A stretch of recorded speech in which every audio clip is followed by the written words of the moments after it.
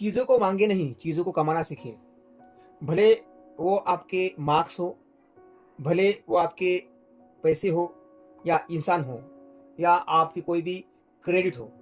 तो इस चीज़ को कमाना सीखें, क्योंकि यदि आप इस चीज़ को माँगेंगे, इसमें से कोई भी एक चीज़, तो वो चीज़ कभी-कभार आपको मिल तो जाएँगी, लेकिन उस माँगने के साथ में और मिलने के साथ में ही उस चीज़ की वैल्यू कम हो जाएँगी, उसके साथ-साथ आपकी वैल्यू भी कम हो जाएँगी। इसलिए बेटर है कि आपके पास में जो है, उससे ही दुगना करें, उससे ही बड़ा है, आपका टैलेंट बढ़ाओ और चीज़ों को हासिल करो, ना कि उसे माँगना सीखें, ठीक है? तो इसी गुड थॉट के साथ में आज का वीडियो हम स्टार्ट करेंगे। तो आज हम सीखने वाले हैं क्वेश्चन नंबर 36 सेक्शन ई। मेरे वीडियो में आपका स्वागत है। जो बच्चों की क्यूरियोसिटी थी और बच्चे के प्रॉब्लम्स थे, किस तरह का वीडियो बनाए सेक्शन ई जो क्वेश्चन है उसी के ऊपर। तो यहाँ पे आपके सामने एक क्वेश्चन है जो पढ़ेंगे कि दिया है आपको, taxi driver notice that the amount of fuel used by his car is directly proportionally to the distance travel. The car consume 5 litre of fuel for every 100 kilometre the following data is recorded trip. सबसे पहले इन्होंने दिया क्या है वो समझे। एक बार तो उन्हें क्लियर दिया है भाई कि क्या दिया है, कि डायरेक्टली प्रोपोर्शनल का ये एग्जांपल है, और उन्हें क्या दिया है, 5 लीटर्स फ्यूल यदि हमारे पास में होगा या ऑयल होगा तो उस 5 लीटर में 100 किलोमीटर डिस्टेंस कवर कर सकते हैं, ठीक है। मतलब यहाँ पे डायरेक्टली प्रोपोर्शनल है यहाँ पे, इसलिए हम एक बॉक्स बनाएंगे, जो कि मैंने इससे पहले वीडियो भी कहा था कि ये बॉक्स बनना बहुत जरूरी है। तो 5 इसमें लिखेंगे अपन फ्यूल लीटर्स में, डिस्टेंस किलोमीटर में, यहाँ पे 5 लीटर्स में 100, तो 5 का टेबल्स मल्टीपल्स में जाएंगे अपन, 10 होगा तो डबल हो जाएगा, फिर से 15 होगा तो 300। सिंपली समझना है आपको, तो 5 का टेबल यहाँ पे लिखना है, 100 का टेबल यहाँ पे लिखना है। क्यों? फॉलोइंग क्वेश्चन, ये ऑलरेडी क्वेश्चन में दिया है, यहाँ पे क्लियर दिख रहा है कि ये डायरेक्ट वेरिएशन है, क्वेश्चन में दिया है, आपको लिखने की जरूरत नहीं है, ऑलरेडी क्वेश्चन दिया है। अभी क्वेश्चन कैसे लिखेंगे, पहला क्वेश्चन क्या पूछा है, how much fuel will be need to 350 kilometre. अब दिया क्या है, डिस्टेंस दिया है और पूछा है फ्यूल कितना लगेगा।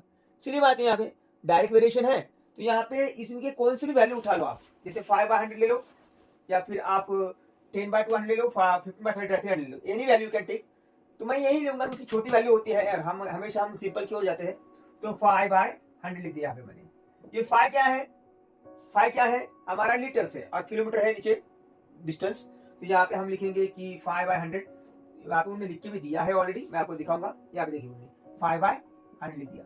अब x मतलब लीटर्स निकालना है आपको, लीटर्स डिस्टेंस दिया है 350 किलोमीटर आपको जाना है, तो कितना लीटर फ्यूल लगेगा।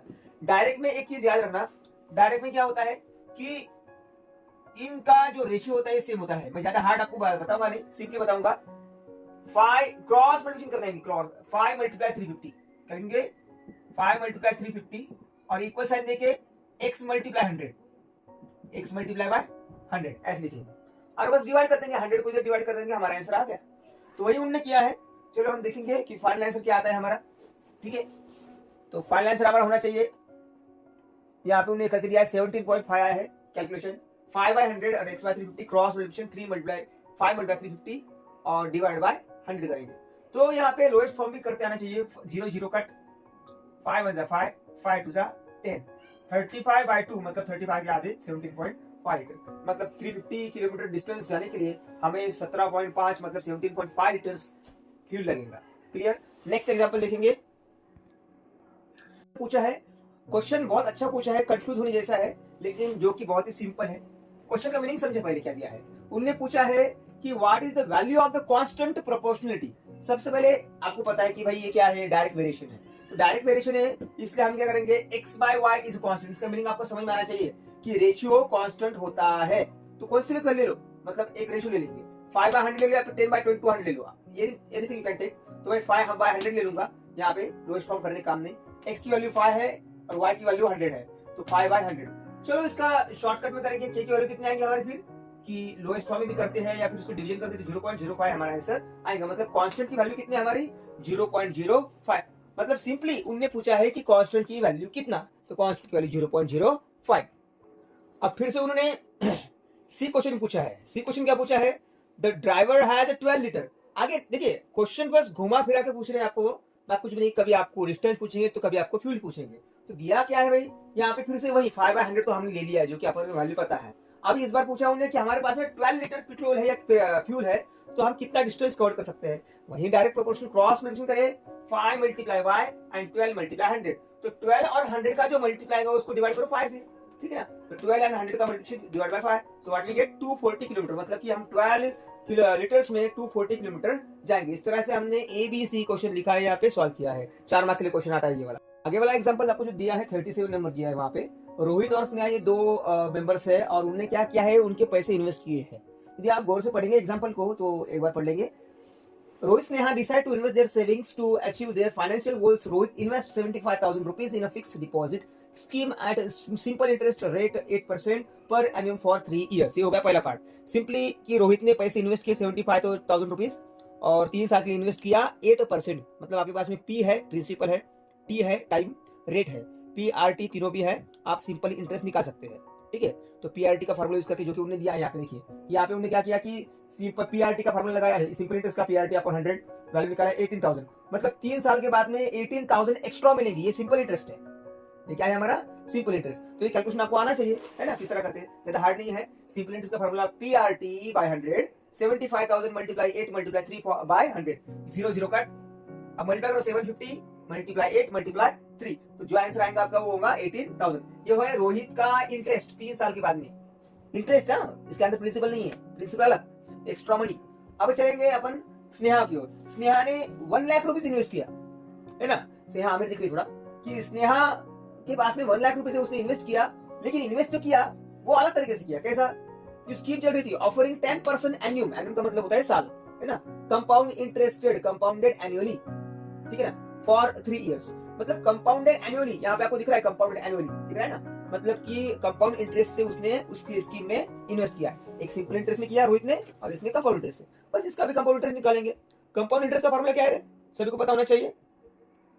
तो क्या है formula, compound interest CI equal amount minus principal, कि यदि अमाउंट माइनस प्रिंसिपल करें तो कंपाउंड इंटरेस्ट मिलेगा, लेकिन यदि अमाउंट ही पता नहीं है तो क्या कंपाउंड इंटरेस्ट निकालेंगे आप। तो इसलिए सबसे पहले हमको अमाउंट निकालना पड़ेगा। तो अमाउंट का फॉर्मूला क्या है हमारा, अमाउंट का फॉर्मूला है P in bracket 1 plus R by 100 bracket power n, minus P करेंगे या -1 करेंगे तो आपको डायरेक्टली कंपाउंड इंटरेस्ट भी मिल जाएगा। देखिए तरीका अपना अपना होता है, आप कैसे करते हैं, ये जो फॉर्मूला दिया है कंफ्यूज ना हो कि इसके अंदर आपको नहीं दिया है किस तरह सॉल्व करना है, कि P in bracket 1 plus R by 100 bracket power n, मतलब आपको रोहित ने इन्वेस्ट किया है, सॉरी इन्वेस्ट कितने किया है वो आपको निकालना है, सीधी बात, प्रिंसिपल आपको फाइंड आउट करना है। तो यहाँ पे यही कंफ्यूजन होती है, कभी कभार बच्चों को समझ में आता नहीं है कि ये 10,400 है क्या। तो उन्हें इस तरह दिया है, देखिए यहाँ पे कि if the simple interest for 2 year is, कि सिंपल इंटरेस्ट 2 साल के लिए 10,400 है, तो प्रिंसिपल कितना होना चाहिए, मतलब आपके पास में क्या क्या है कि सिंपल इंटरेस्ट दिया है आपको, बाद में आपको रेट भी पता है, टी भी पता है, बस प्रिंसिपल निकालना है, बस पुट द वैल्यूज यहाँ पे 8 to the 16, तो 100 यहाँ पे मल्टीप्लाई होंगे और 16 यहाँ पे डिवाइड होंगे। तो यहाँ पे हम कैलकुलेशन यदि करेंगे तो 65,000 आएगा, लेकिन कैलकुलेशन करना कैसे है वो भी आपको पता होना चाहिए, ठीक है ना। यदि आपको डायरेक्ट टेबल नहीं आता है लेकिन आना चाहिए तो अपन शॉर्ट में कटिंग भी कर सकते हैं स्मॉल करके। तो यहाँ पे 4 से करेंगे पहले, 4 4 जा एंड 4 हाउ मच दैट 100, सो 25 जा। अब यहाँ से 4 को इसके डिवाइड होना चाहिए, देखेंगे करके कि 4 1 जा, 4 2 जा 8, 4 6 जा, मतलब 2600 आएंगे, और यहाँ पे 26 100 मल्टीप्लाई 25 करेंगे तो आपका 65,000 आना चाहिए। तो इस तरह से हमने प्रिंसिपल कितना है 65,000 हमने दिया है। आगे वाला क्वेश्चन देखेंगे इसके बाद में, ये क्वेश्चन जरूर करना क्या है, इसी पर आधारित एक क्वेश्चन आता है, जिस तरह से कि रिविजन क्वेश्चन बैंक में बीड्स दिए हैं मनी, मतलब स्टार्टिंग में 3 कलर के मनी दिए थे, black yellow and red, and उसके बाद में कंडीशन सेकंड में इतने ऐड किए उतने ऐड किए, इस तरह से उन्हें दिया था। तो ये भी कुछ एग्जांपल वैसा ही है। यहाँ पे आपको क्लासरूम के बारे में दिया है, class 40 students are there, 12 student play cricket, 8 student play football, 10 are basketball and 10 are playing the any sport. तो इस तरह से यदि आप इनकी प्लस करेंगे 12 8 10 10 तो आपको 40 मिल जाएंगे। लेटर सेकंड कंडीशन दिया है कि 10 student from the another class join किए, उन्हें 10 बच्चे आए, तो 10 बच्चे कहाँ पे गए, 5 स्टूडेंट्स क्रिकेट के लिए, मतलब टोटल कितने हुए क्रिकेट आपके, कि पहले 12 थे बाद में 5 गए, 17 हो गए आखिर में, बाद में 3 स्टूडेंट फुटबॉल, 8 पहले थे बाद में 3 11 स्टूडेंट हो गए, और बाद में ज्वाइन 2 बास्केटबॉल, पहले 10 थे बाद में 2 मतलब 12। इस तरह से यहाँ पे यदि आप देखेंगे 12 में +5 हो गए, बाद में फुटबॉल में +3 हो गए, और बास्केटबॉल में +2 हो गए। इस तरह से ये बाद में कंडीशन, मतलब हमारे पास में 40 स्टूडेंट थे, उसके बाद में 5 और बढ़ गए, 10 और बढ़ गए, तो हो गया 50, मतलब प्रोबेबिलिटी जो बनेगी अभी 50 से बनेगी, लेकिन आपको क्वेश्चन क्या पूछा उस पर डिपेंड है। चलिए क्वेश्चन क्या क्या पूछा है देखेंगे। सबसे पहला क्वेश्चन उन्होंने दिया है, what is the probability that randomly selected student initially plays basketball. अब व्हाट इज किसकी प्रोबेबिलिटी पूछा आपको उन्होंने कि बास्केटबॉल की प्रोबेबिलिटी आपको देखना है। तो यहाँ पे आपको उन्होंने आंसर सॉल्व करके भी दिया है, नीचे देखेंगे अपन। द बिगिनिंग में कितने थे बास्केटबॉल के, 10, राइट। और टोटल नंबर स्टूडेंट कितने ऑल उन्होंने दिया है 40, ठीक है। 10/40 1/4 आ जाएगा, हो गया पहले का आंसर। दूसरा क्वेश्चन क्या पूछा उन्हें, randomly selected student plays cricket after 10 new student added. तो भाई पहले क्रिकेट वाले कितने थे, 12 थे, उसके बाद में 5 ऐड हो गए, मैंने आपको अभी बताया था कि क्रिकेट में 5 ऐड हो गए, तो 12 + 5 कितने हो गए, 17 और डिनोमिनेटर कितना रहेगा आपका 50, क्योंकि 10 बढ़ गए ना। तो ये हो गया आपकी probability of cricket students after adding a new one.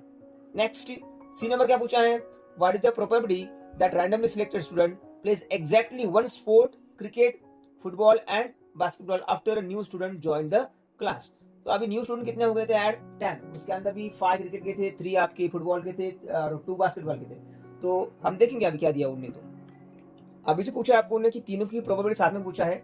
यदि आप देखेंगे क्रिकेट के जो ऐड होने के बाद में कितने हो गए न्यू नंबर 17, उसके बाद में आप देखेंगे फुटबॉल के न्यू ऐड होने के बाद में कितने हो गए 11, और बास्केटबॉल न्यू ऐड होने के बाद में 12। यदि हम तीनों की प्लस करेंगे तो तीनों ही गेम के 40 हो रहे हैं हमारे, जो कि हमें टोटल कितने स्टूडेंट से 50 है। तो 40 out of 50 the given here, lowest form करेंगे 0 कट 4/5, तो प्रोबेबिलिटी आपकी 4/5 है। डियर स्टूडेंट, इस तरह से हमने पूरे क्वेश्चन सेक्शन ई कंप्लीट कर दिया है। यदि ये वीडियो आपको पसंद आया है तो इसको लाइक करना और कमेंट और शेयर जरूर करना, ठीक है ना। एक बार फिर से कि चीज़ों को ना मांगे, मांगने से चीज़ों की वैल्यू कम हो जाती है।